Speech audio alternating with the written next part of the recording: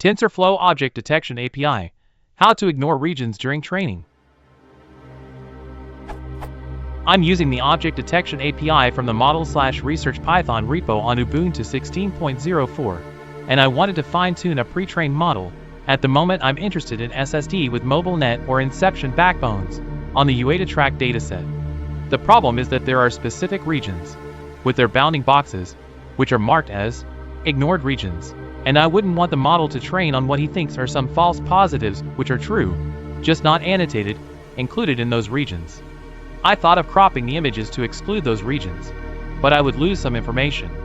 Is there the built-in possibility to mark them as "don't care" boxes, or should I modify the code? Thanks.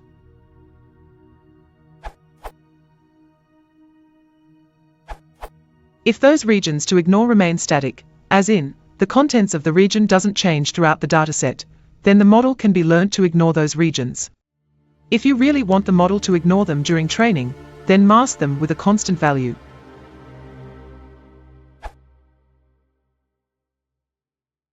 If you want to support the channel, please consider liking and subscribing.